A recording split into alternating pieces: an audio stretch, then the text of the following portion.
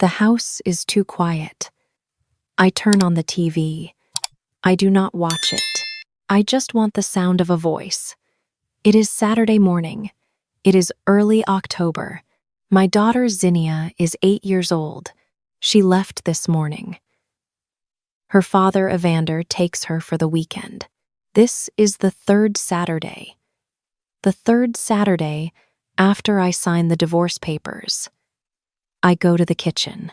I put water on for coffee. I open the cabinet. I reach for 2 cups. Then I stop. I only need 1 cup now. I put the second cup back on the shelf, but I hold it first. I hold it in both hands. I look at it for a moment. Then I pour the coffee away. I wash the cup. I dry it. I put it back in the cabinet. The door closes. That is all. I do not cry. I say nothing. I just move. I always just keep moving. And I think that is my problem. I look at the front door. Evander's jacket is still on the hook. He forgets it every time. And I forget to give it back. Not because I miss Evander. I just always have other things on my mind. I look at the fridge. Zinnia's drawings cover the fridge. She draws suns. Big yellow suns with long spiky edges. I reach out and touch one with my finger. I do not know what I feel. I do not know if that is normal. I think about this morning. Before Zinnia leaves, she asks me a question.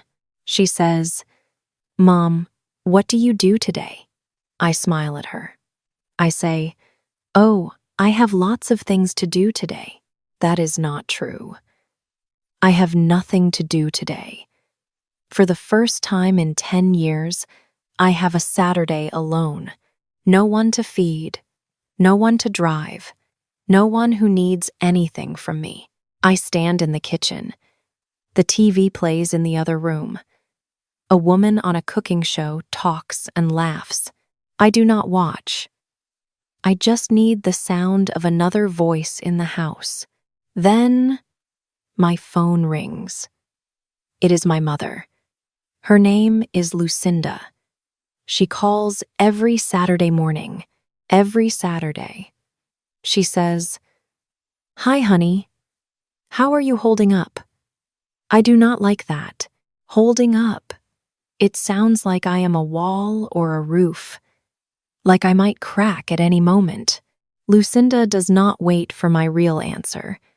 She keeps talking. She says, "I see Karen Foster at the store yesterday. Her daughter is with someone new. She just turns 40. There is still time for these things, Eloan.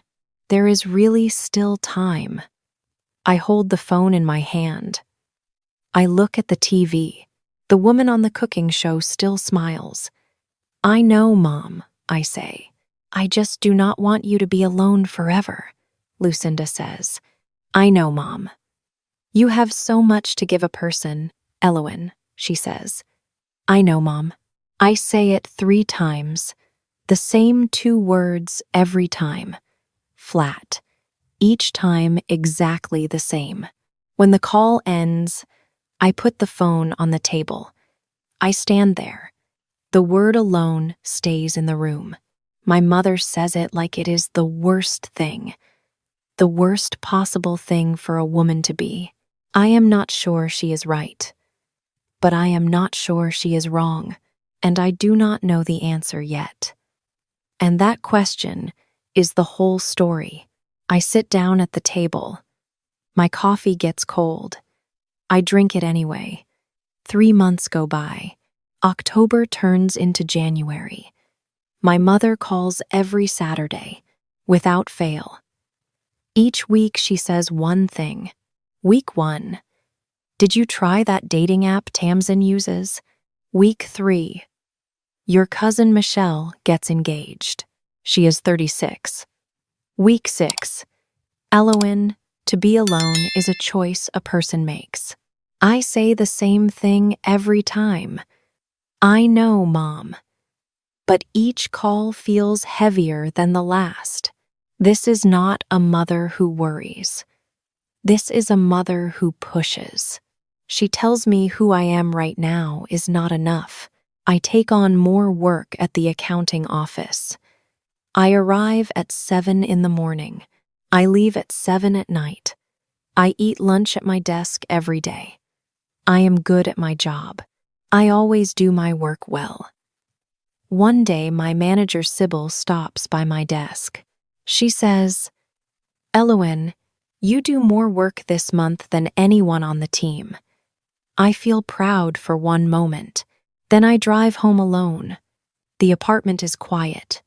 The work does not fix the quiet. The busy day wears off every night in the parking garage. One weekend, Zinnia is at Evander's. I repaint the living room. I buy paint at the hardware store. I paint the walls light gray. Then I buy a new rug. Then new curtains. Then a floor lamp I do not need. I spend $600. I sit in the new gray room under the new lamp. The quiet is still there. It moves in with the new furniture. The gray paint helps nothing. Tamsin calls me one evening. She says, "Just download the app. You do not have to do anything." So I download it on a Thursday. I delete it on Friday. I download it again on Sunday. Men on boats. Men with fish. Men who smile at cameras. I delete it again on Monday. I do not feel sad about this. I just feel tired. One day, I walk into the break room at work. A coworker is there. Her name is Vada. Vada is not a bad person. She sees me and says with a big smile, "Oh, Elowen, I hear about the divorce." You know what? It is a good thing. Evander is not that interesting anyway. You will find someone better. You are still young. Well, youngish. She laughs. She goes back to her coffee. I stand at the counter. I fill my cup. I say nothing. Youngish. Not a mean word, just a careless one. But it lands inside me and stays there. I walk back to my desk. I open my computer. My hands sit very still on the keyboard. When Zinnia is with me, I know who to be. I am Zinnia's mom. I make pancakes on Saturday mornings. I help with homework at the kitchen table. I know what to say and when to say it. But Sunday always comes. Evander picks up Zinnia. The door closes. I am just Elowen again. And I do not know what Elowen wants. I do not know what Elowen likes. I do not know what Elowen needs. For 10 years, I am Zinnia's mom and Evander's wife. I do not know what is left now. Every Saturday, my mother calls. Every Saturday, she says she does not want me to be alone. I hang up the phone. I look at my gray living room. I think, what if alone is not the worst thing? I do not have an answer. But for the first time, I ask the question. It is February. Zinnia is at Evander's for 1 full week. At work, I carry a large client report. I work hard on it for 2 weeks. The numbers are correct, but a coworker calls in sick. His name is Mark. He calls in sick for 2 weeks. Sybil asks me to cover his work too, so I carry 2 full jobs. At the end of the week, the report goes to the client. There is an error in it. It is a small formatting error. It comes from Mark's section, not from my numbers. Sybil calls me into her office. She is kind. She says, "Elowen, I need you to be more careful. Your name is on this report." I say, "The error is in the section I get from Mark." Sybil nods. She says, "I understand. But your name is on the final version. I nod. I say, "It will not happen again." I walk back to my desk. I say nothing more. I take it in, quiet and still. I always absorb things quietly. I never make noise about what I carry. On Thursday evening, Zinnia's school has a winter concert. Zinnia has a small solo, 8 lines of a song.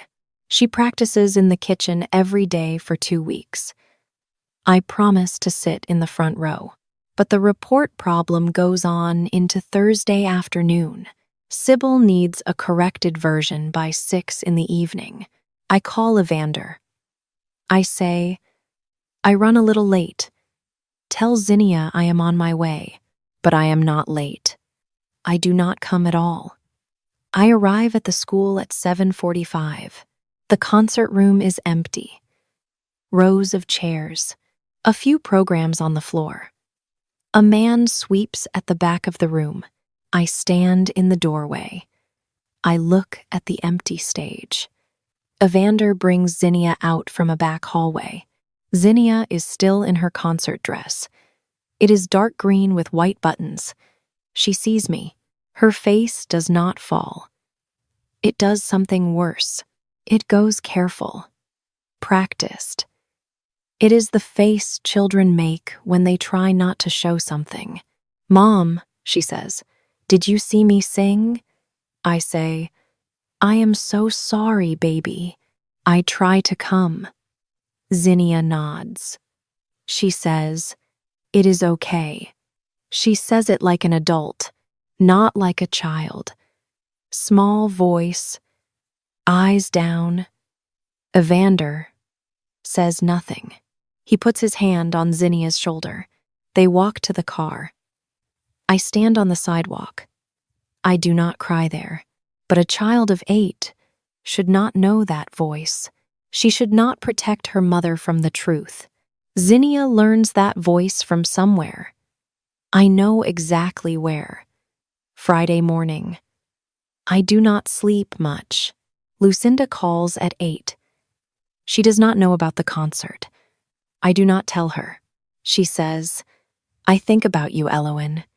Karen Foster's son is single now. He is 42. He has a good job. Karen says she wants to introduce you." I hold the phone. "Mom," I say, "I cannot talk right now. I just want to help," Lucinda says. She sounds a little hurt. "I know," I say. "I know you do." I hang up. I sit down. Not on a chair. On the kitchen floor. Not because I fall. I just sit down and I do not get back up. The fridge makes a low hum.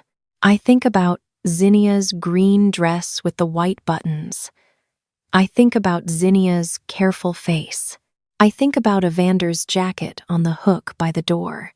I think about Vada and the word youngish. I think about the gray paint. I think about Lucinda and her Saturday calls. She calls to tell me I am not enough as I am. I sit on the floor. I feel all of it. I do not try to fix it. I do not reach for my phone. I do not turn on the TV. For the first time in 4 months, I do not run. I just sit with all of it. The fridge hums. I stay on the floor. I do not get up for a long time. But when I do, something is different. Not fixed. Not healed. Just different. I wash my hands. I make a cup of tea. I sit at the table. I look at the second cup I do not pour now. And for the first time, I do not feel sad about it. I just feel true. Saturday comes, then Sunday, then Monday. I do things, I go to work, I go home.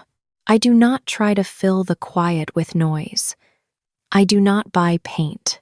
I do not download apps. I just live in the quiet. It is not easy, but I stay in it each day. Tuesday morning, I put 2 pieces of bread in the toaster. I pick up my phone and scroll. I do not read anything important. Then I smell something. Both pieces of toast are black. They look like two small bricks of charcoal. I take them out. I hold them in my hands. I look at them. They look very funny. And I laugh. Not a big laugh. Not a sad laugh. Just a small, sudden laugh. Nobody is there. Nobody sees me. I am in my kitchen at 7 in the morning. I hold two pieces of black toast. I laugh because something small and silly just happens. That is all. I throw the toast in the bin. I put new bread in. I make real toast. I eat it, but something shifts inside me. I do not laugh for anyone. I am not strong for anyone. I am just a woman in her kitchen with burnt toast, and that is enough. On Thursday, I go to a small coffee shop near my office. I sit at the counter. I am tired. I do not read. I just sit. An older woman sits 2 seats from me. She is maybe 65. She wears a gray coat. She has good flat shoes. She looks at my cup. She says, "Earl Grey?" "Yes," I say. "Good for this weather," she says. "Yeah," I say. We sit in quiet for a few minutes. Then she says, "Long week?" "Long month," I say. She nods. She says, "Me too." She does not ask why. She does not give advice. She does not share her story. She just nods and drinks her coffee. After some time, she puts on her coat. She says, "I hope the month gets shorter." She leaves. I sit at the counter. This woman says almost nothing to me. She does not give me a lesson. She talks to me like a normal person, like someone with a normal, hard month. Nobody does that now. Evander is very careful with me. Tamsin gives me apps. Sybil manages me at work. Lucinda gives me solutions. This woman just says, "Long week?" She moves on. I finish my tea. I leave a good tip. I walk to my car. The night is cold. I do not think much about the woman, but I come back to the coffee shop on Saturday. I do not know why I come back. Maybe I just want to sit in a place with no version of me in it.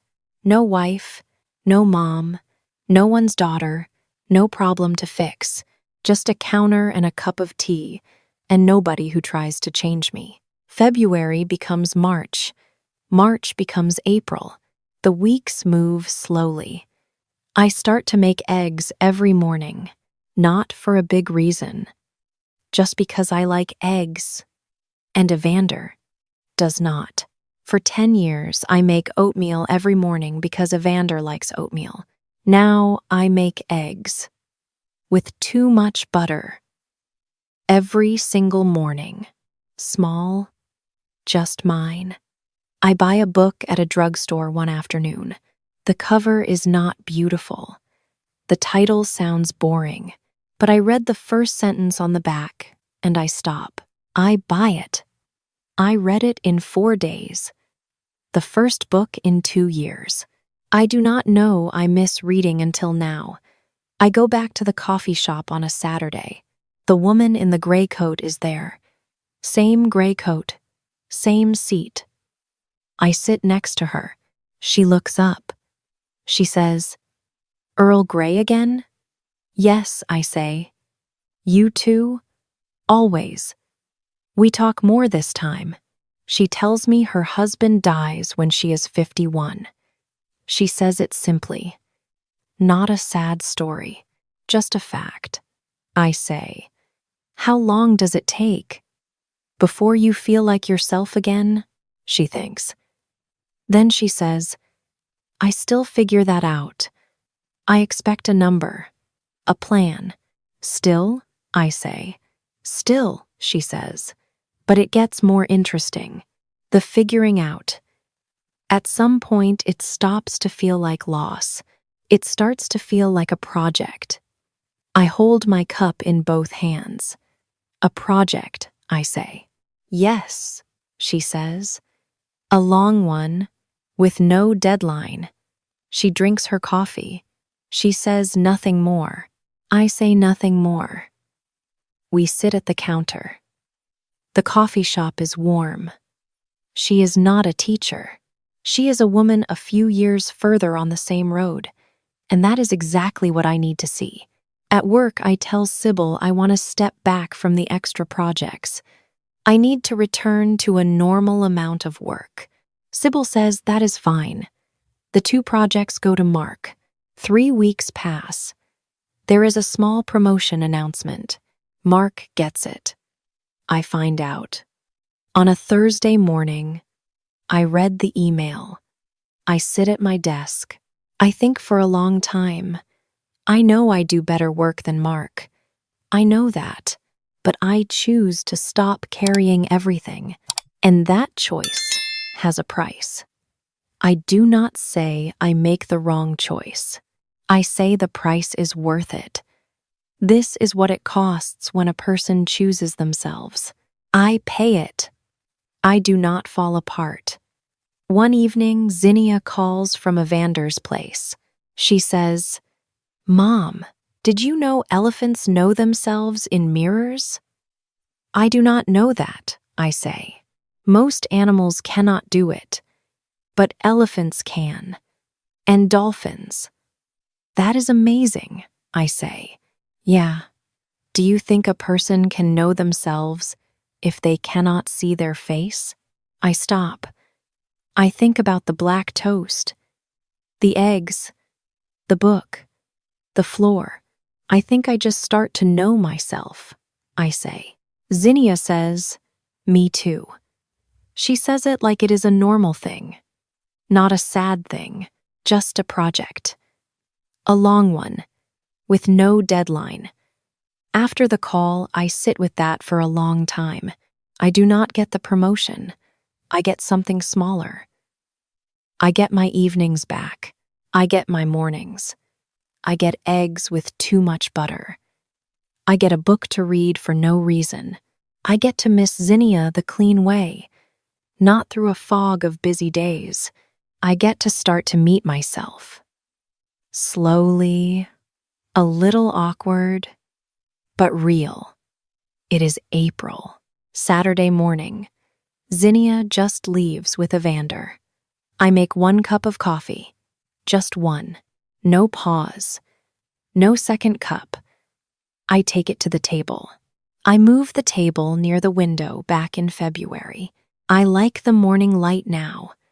I discover that in February, it is a small thing. It is mine. I look at the hook by the front door. The hook is empty. Evander's jacket is gone. I give it back last week when I drop Zinnia off. I see the empty hook when I come home. It feels like something at its end. Not painful. Just done. I look at the fridge. Zinnia's yellow suns are still there, but next to them is a new drawing. An elephant. Big gray body. Small, kind eye. Zinnia gives it to me after our phone call. She says, "Elephants know themselves. I think you should have one on your fridge." I touch the elephant with my finger. I smile. Not a big smile for anyone else. Just a smile. Just mine. The phone rings. It is Lucinda. Saturday, on time. "Hi, honey. How are you holding up?" That phrase again. But this time I do not say, "I know, Mom," 3 times in a flat voice. I take a breath. I say, "Mom, I need to tell you something. Please just listen." Lucinda is quiet. I continue. "I am okay. I am actually okay. Not okay, but I hide it. Really okay. I do not look for someone right now. I do not want to meet Karen Foster's son. And I need you to stop saying alone like it is a problem, because I figure out who I am, and it takes time. And I need you to give me that time. Silence. Then Lucinda says, I just worry about you. I know you do, I say. But you can worry without making me feel broken. Another silence. Then quiet.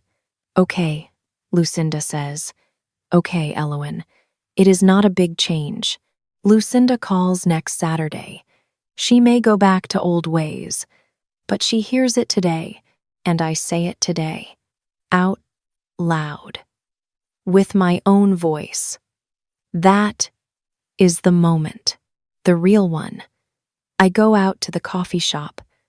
On the way, I pass a small bakery. I stop. I go in. I buy an almond croissant. I eat it on the sidewalk.